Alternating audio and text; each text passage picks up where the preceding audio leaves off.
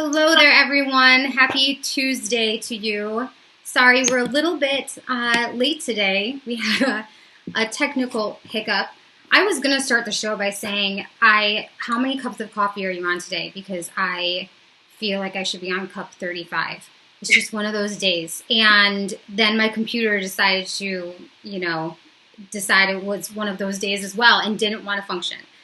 Anyway, I hope that you're all having a good day, that your coffee is kicking in. Mine has not yet. And I'm excited for our show today. Today I have Katie Kline, who is the owner of Avie and J, which is a children's boutique. I'm super excited to talk to her. So we're going to go ahead and just jump right in so that, we don't have any more hiccups today. Hey there, Katie. How are you? Hi, I am great. What cup of coffee are you on? What number? 2. 2. Usually by now I've had 3, but I'm only on 2. Okay, that's not bad. That's not bad. I've stopped counting. But that's okay. How are you? Thank you so much for jumping in on this with us. Yeah, I'm great. I am great. I'm happy to be here. I'm glad you guys thought of me, so thank you. Absolutely. So for all of our viewers out there, as many of you know, Melrose is one of our lines, and we had the pleasure of meeting Katie through Melrose. Initially, you worked with Melrose, and you were the person that we would often scramble to and be like, Katie, something's wrong with like the computer systems or whatever, and you would be like, everybody calm down. We're going to take care of it, and then it would magically be fixed. And during that time that you were with Melrose, and I'm not sure of your history with Melrose and whatnot, I'm going to give you a chance to talk about that, but that was when you started up your business. So go ahead and before I tell the whole story of your life that I would say wrong, go ahead and you tell us a little bit about yourself and your background. Okay. All right. Well, actually, I worked for Melrose several years prior, so I'm thinking it was around like 2012. And I had started off there in claims, and then my husband and I got married in 2013. So we wanted to have a baby, and I was kind of going, just doing a little something different, life change. So I ended up leaving the company, although it was such a great place to work. And I went to healthcare for about 4 years, worked there, had another child, and then I thought to myself, I really want to go back to Melrose. I just loved it so much. So I went back, and I was lucky enough to have an awesome boss, and it was a really, really, really hard decision to leave the company. They are great to work for, great for families. They're just great. I can't say enough good things about them. So I had kind of wanted, so we have 2 children. We have a son who will be 7 in July, and then a daughter who will be 4 in April. So I kind of, with all the COVID things going on, because we're about, into a year of that now, I would say, just about a year. So it's something I've been wanting to do, was own my own boutique. I'd been interested in doing children's clothing for a little while, and my husband and I kind of like bounced it around, and we would talk about it, and I would say, okay, I'm going to do it, and then I would back out because it's really scary, leaving your day job, your 9-to-5 job, and then when you work for such a great employer, it would be different if I absolutely disliked my job, and you know what I mean? It would be an easy decision to leave. But after just talking about it, we finally decided, I can leave my job and just do my business full time. Because I actually started my business, I have a little note here because I'm like so awful with remembering dates. But I started in about June 2019. Okay. So only this summer upcoming, it'll be 2 years. But I was doing pretty well. And it just kind of, like I said, it was a COVID, and then we had the school shutting down, and it was just getting harder and harder to actually go to a job. So it kind of just all made sense, and it all kind of just happened really, really fast. So when did you make that decision? I don't remember exactly when it was that you made the decision to leave your full time. It was about October. Okay. Last year of 2020. Yeah. Okay. So you had your business up and running for over a year. Yes. Before you made that decision.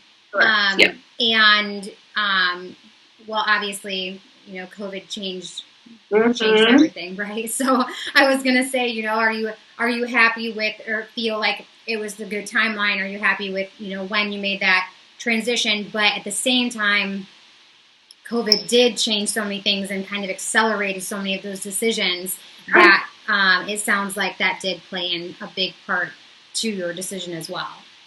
Yes. I mean, it was a very mixed time of emotions, of course. And, because things were pulling from all different areas, it seemed, and I used all of those to make my decision. But I had been doing, pretty well for myself, I felt like, and I was really starting to drum up a lot of business. So I just felt like, well, now's as good a time as any. But then I do look back and I think, how crazy am I to leave my job during a pandemic? And, try to I think when I told my parents, my family, they were like, oh my goodness, Katie, are you sure? And I was like, no, I'm going to try it. It's now or never. So I just went for it, and it's been pretty, I'm still very happy with my decision. Awesome. And it seemed like during, this year of shutdown, or, various levels of shutdown, I should say, but, all of the pandemic, there has been a lot of, buying and whatnot from small businesses and buying online from small businesses. People are more aware, I think, than they've been in a long time of, even if you're shopping online, shop from a small business. So you were also kind of in that time, which, hopefully maybe helped a little bit in your business and all of those things. So first we're going to pause and let everybody know what type of business you started up. You have Avie and J, which is a children's boutique. First, I have to ask, how did you come up with the name? So our daughter's name is Avery, and we call her Avie. And my son's name is Jackson, so we just took the J from that. And it kind of just, just kind of stuck. And it was kind of like the first name I came up with, and I said, that's going to be it. So that's very cute. I love that you call her Avie. That's really cute. Thank you. So, and the type of business you are an e-commerce business. And did you have, from this time that you started, did you launch your e-commerce website right off the bat, or did you start by doing it on social media? What type of platforms did you start with? No, I gave myself several months, and I started ordering in product. I got everything tagged. I kind of tried to figure out my price points. So I started with that. And then I had built my whole website before I went live with anything, before I had let anybody know what I was doing. So because I wanted to have my website ready to go as soon as I announced on Facebook and all the social media platforms, hey, look, I have a new business. So that way people had something to look at immediately to see, what I could offer.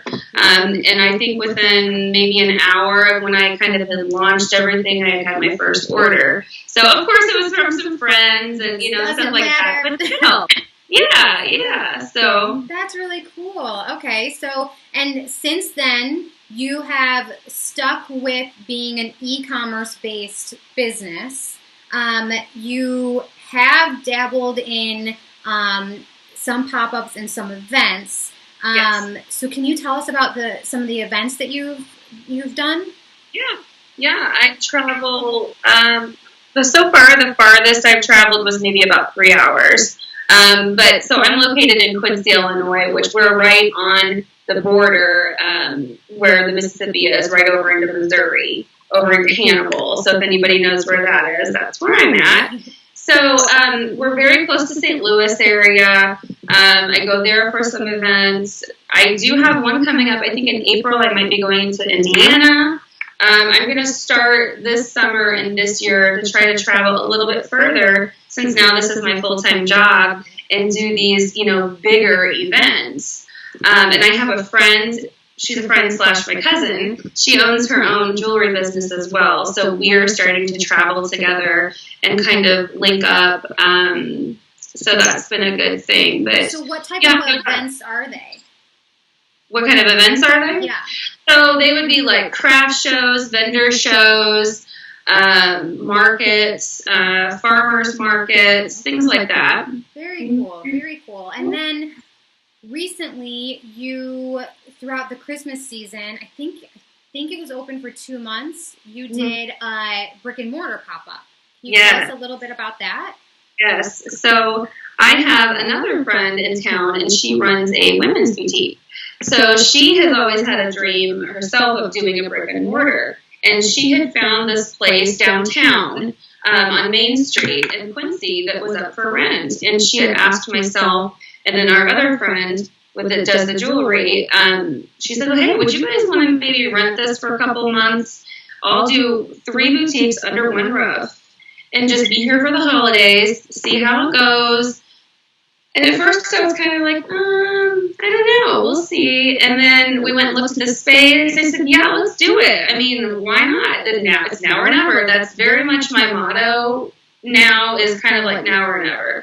So, we tried it. We were there for 2 months, November 1st through the end of December, and it went pretty well. We had, so we were there during the big Small Business Saturday, and that was awesome because we have an area downtown called the District where we have several other, small businesses, restaurants, a little brewery, all kinds of things. So, but I will say that from talking to other business owners around there, they said that COVID definitely did put a damper on this year's, event and this year's shopping season.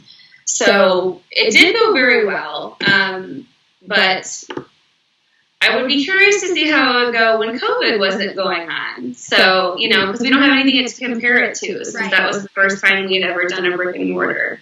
I mean, for it to be the first time and dealing with the pandemic and to come out of it before knowing that it wasn't as big as it normally is, and being positive about it, I think is a great thing. And you most likely also got, you did a lot of marketing. So now you got your name out more than you would have without having that. So now you're really community.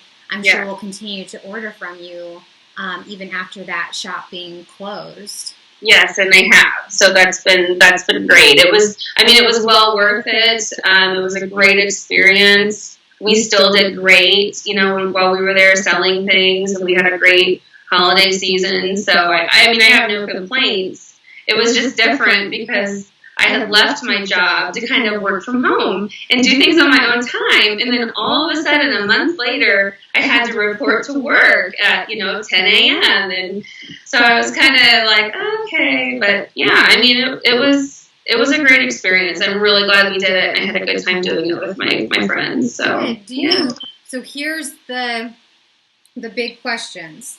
Well, first, would you do that Christmas time shop again, that pop-up again? Yeah, I think so. And we have talked about that. We've talked about possibly doing a springtime pop-up in a brick and mortar, and then another like Thanksgiving, Christmas, holiday time. So, we'll see kind of how it goes, I guess, with the COVID and, everything that's happening now and how things will continue to change. But, I think we would all do it again. Would I want to have a full-time store? No. No, I would not. That was going to be too much. That was going to be my next question. So thank you for leading into that. So yes, you already said you are not interested in having a full-time brick and mortar. Just out of curiosity, what is your reasoning behind that? So, the three of us, it was myself and then two other girls, and it was just us running the store. We didn't have any employees there, and they don't have children, I do. So it was a lot more difficult for me because I have to pick up my son at a specific time every day from first grade and, things like that. So, and like I kind of had said before, I think that was part of the reason, too, that I left my day job so that I could kind of do things on my own schedule, because there's times that I don't work until 9 p.m. at night, and I might be working from 9 p.m. to midnight because I can't get any work done during the day. I've got my kids at home. So, there was lots of things. I would be more interested if we got to a point where we were really big and had all these followers and lots of customers where we could hire in some help. But it's a lot to do it by yourself. And I know a lot of small business owners do it by themselves. And I don't know how they do it. I mean, that's a thing, you really have to have your 100% all into that to make it successful. Well, so I think that you give us the chance by giving your view on this and some of the things that you've experienced in your business or, have done in your business. It gives us a chance to talk about a couple of things. One, to have businesses out there really open your mind and keep open to some flexible options, like the brick and mortar pop-up concept where it's just a short-term time. Especially now, I'm sure we've all been in our downtown areas and there are vacant spots to fill. It doesn't necessarily mean you have to do a year-long or plus lease. It doesn't even necessarily mean you have to do a 6-month lease. You feel empowered to go and approach the, whoever is renting that space and ask about a short-term lease. What do you have to lose by asking, for that, and feel empowered to negotiate. Right now, those spaces need to be filled for your community, for your town to feel, more vibrant. And the owners of the buildings don't want those spaces to be vacant. They would much rather have a short-term, renter than none. So I give you guys a ton of credit for seeing that opportunity and and going out there and expressing it. And then the other side of that, I realized that my phone just rang, so I really hope you guys actually picked up that whole conversation because my phone is hooked up to my computer, so I don't know if you guys heard everything I just said. I just realized that. So, if you didn't, brief backtrack. All I said was that, go ahead and take advantage of the fact that spaces need to be filled right now and ask about short-term possibilities and be empowered to negotiate. And even though, yes, right now there's a lot of spaces open because of the pandemic, the reality is there are almost always some space available. So why not go ahead and ask for a short term? And then the other element I wanted to talk about was that exact, point of you being a mom that needs a flexible life, but still wants to have her passion project. And, and just because, you have kids and yes, life is crazy now more than ever, you're not going to let that hold you back from experiencing this. You are just going to do it. You're going to make it work for you in your own way. So I give you a ton of credit for that. And I think we know, us as moms know that there are a ton of us in that same situation. We are staying up until midnight, 1, 2, 3 o'clock in the morning, getting what we need to get done. And, finding the ways to do that now is better than ever, to have all of these avenues to be flexible, from doing the e-commerce, the social media marketing, all of those things. So, so thank you and great job for pushing forward and, you know, not feeling like you have to conform to the norm. Right. Now more than ever, you make your own path. I mean, because nothing is normal anymore. So you have to create your own path and just go. And for all of you sales reps and vendors out there, this is also the perfect example that we talk about of somebody that wants to do their buying in the middle of the night. And why somebody, you know, why having the online tools as a, you know, on the wholesale end, I'm assuming is so important for you as well, because, you know, if you have the time after the kids are in bed, that's when you're going to sit down and crunch out a lot of work. And, you know, that having that the online tools probably makes or breaks your buying experience.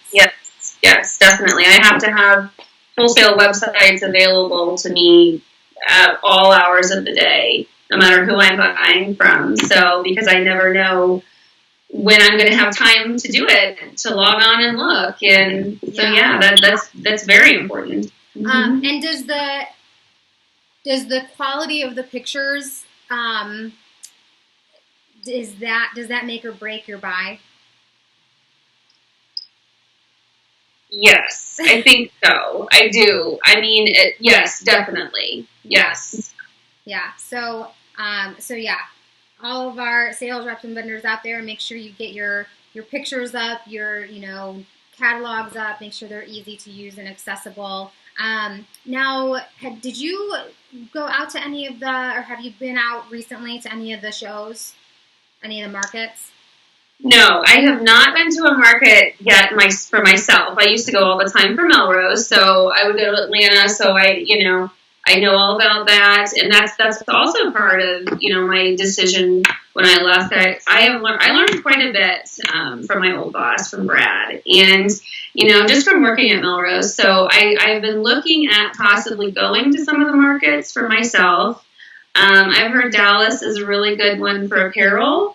So I might try to look at that sometime in the near future and see if I can, you know, make a trip down there, because it would be so much better to see things in person and, you know, feel fabrics, because sometimes, you know, when you do look at a photo, you don't always know what you're going to really, really, really get. So, right. Yeah. Yeah, I have heard that for apparel, Dallas is a great one. I know that a lot of people have just been there this past week.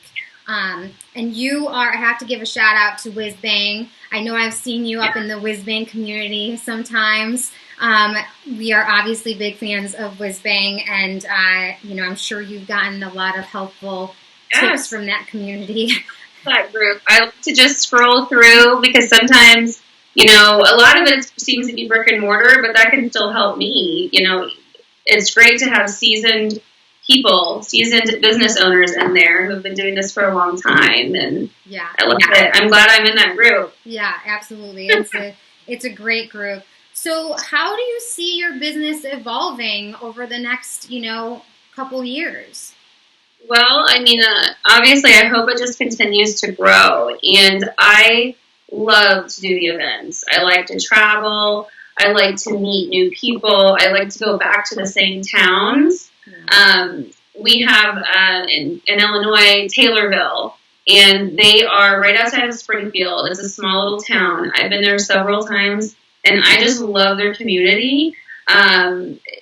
People come back, and they're always like, "Oh, I'm so glad to see you here." And they followed me on Facebook. They buy from me on my website, and I ship it to them. And, you know, stuff like that. I really like to make the connection with my customers and get a chance to talk to them about what they really want or what they want to see. And, you know, I think, too, that some people think that you have to stay in your little bubble in the town that you're in.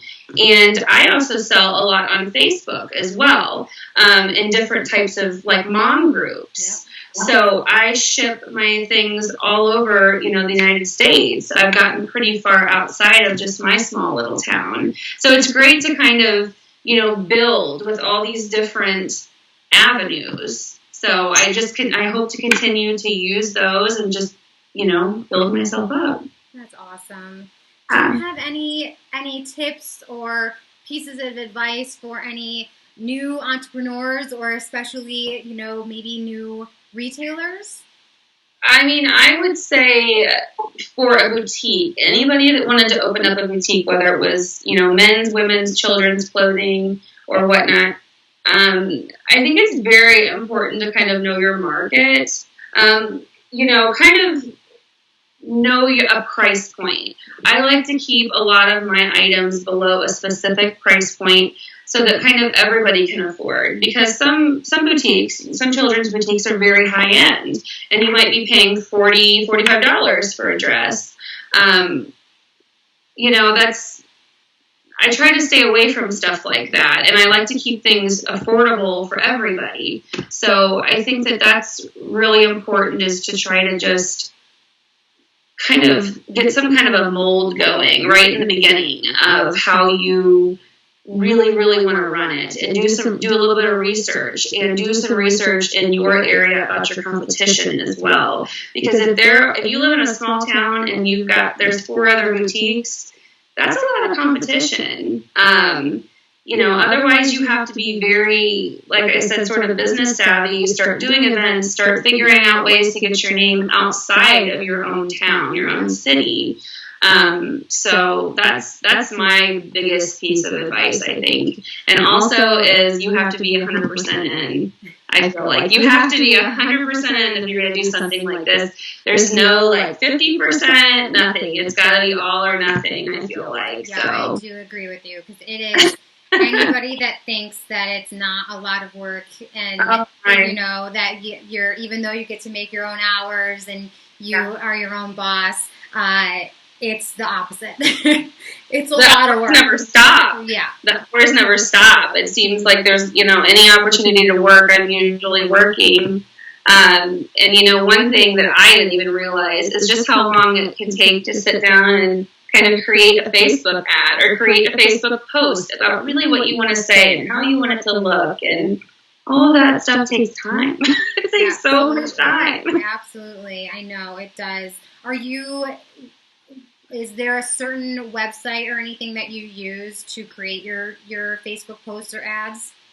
I have an app on my phone, actually. It's called Photofy. Oh. I use that an awful lot. They have all kinds of stickers and backgrounds and different things that you can add to photos. I also use Canva.com. For different things. So, yeah. Yeah, I'm not familiar with Photofy. I'll have to check that one out, but Canva is great. Yes. So, yeah, if you're not familiar with Canva, check that out. That's an awesome one to use. And I'm happy so it sounds like you are using Facebook ads. Yes. Awesome. Yeah, I know our social media guru, Crystal Media Company, drills in using Facebook ads. So, so she would be like, yes, good job. Oh, yeah. Awesome. Well, thank you so much. I want to give the audience a chance to know exactly how they can find you. So go ahead and blast all your information out about how they can find you and your adorable clothes. Okay. All right. Well, you can find me at www.avieandj.com, and it's AVIEANDJ.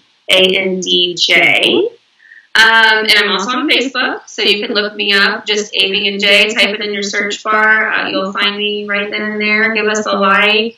I am on Instagram. I'm still trying to get in the Instagram game. It's so funny. I keep trying to challenge myself, like, I'm going to do X amount of Instagram posts per week, but I'm somebody that doesn't really get Instagram, and I know it's just wonderful, but I'm still trying to learn it. It's so embarrassing, but I'm just so much more of a Facebook girl, so. No, trust me, you are a girl after my own heart. Instagram has been really hard for me to get into. Yes. I just did my very first TikTok last week and Instagram. I have not done that. And I literally texted my mom and my brother, because, we're all a family business, and I was like, you guys, I did it. This was a really big deal. And I think I've spent the last 6 months telling myself I was going to do that, and it finally did it. So, no, I get it. It is It's a lot, and it's hard to wrap your brain around. Yeah. Yeah, and like you said, you're a one-man show. It is a process. So it's okay. Just keep trucking. Especially this, throughout dealing with all this. What I was going to say is you're also very easy to Google. You come up, I think you're the top one on Google, so you can easily find her on that. We will post links to the Avie and J website in the notes after the show, so you can, just click on that. And with that, it is time for our final 3 questions. Okay. Are you ready? I'm ready. All right. So, first one, what is your favorite book, podcast, or blog? Okay. I'll have to go with podcast because I used to love to read, but I'm at the point now in my life where it puts me to sleep when I get 2 pages in.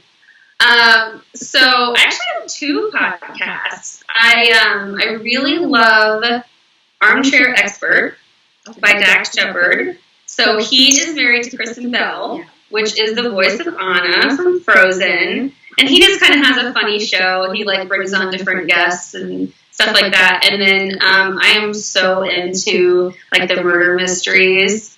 I love that stuff. There's a special one that I really like. It's called Someone Knows Something.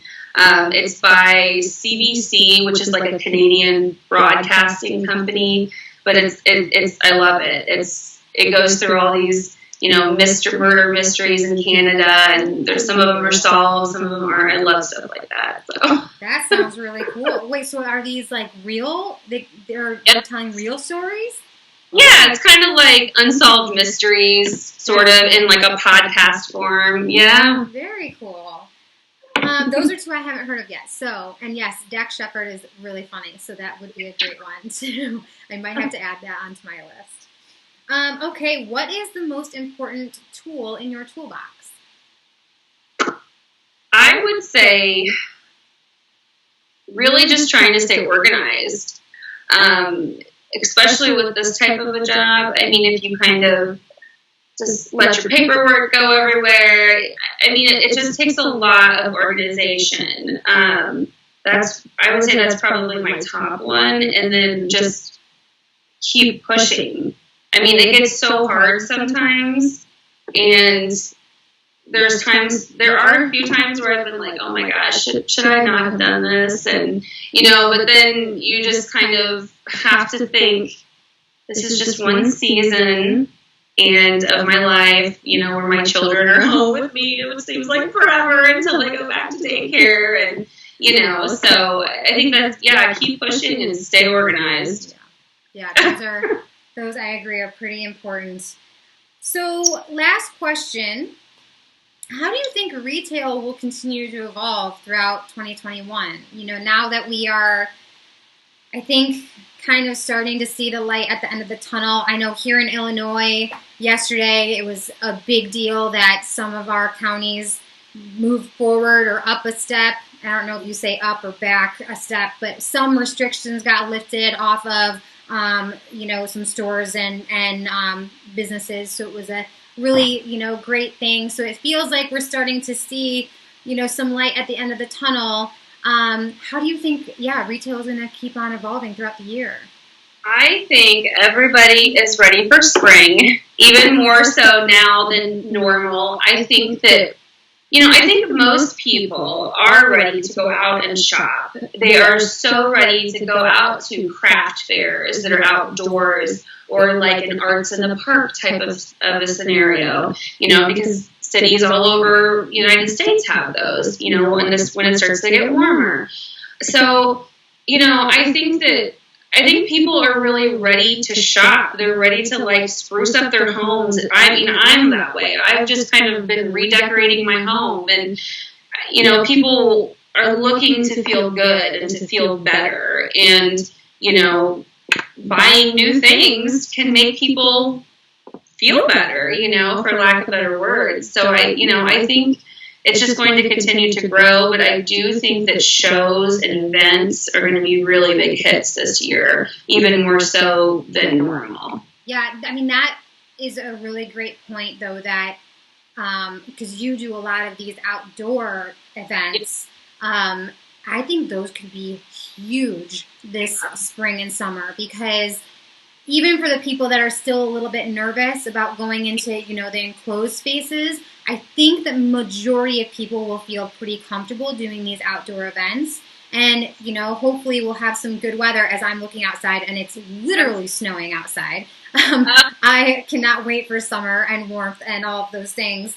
But yeah, I think that, the street fairs and things like that are going to be a big deal this year. Yep. So that's a great thing to keep in mind. And everyone's itching to participate from, the bands are going to jump in because they've been dying for, get out and play anywhere. So I think street fairs are probably going to have a really good energy this year. So yeah, I agree with you. And yes, we're all still sprucing up our homes and all of that. So I think that the end of, second half of 2021 calls for some good things on the horizon.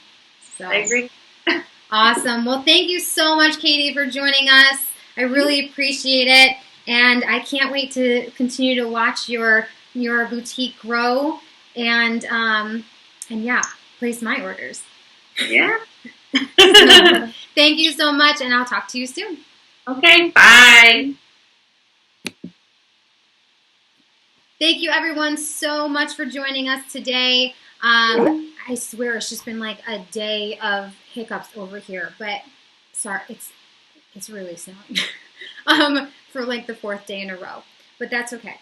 Anyway, yeah, I hope you all go grab another cup of coffee or tea or hot water and take a deep breath and, get through the rest of this week. And, yeah, I think we're all just looking forward to some sunshine, which will happen soon. Anyway, I hope you all have a great day, and we'll talk to you next week.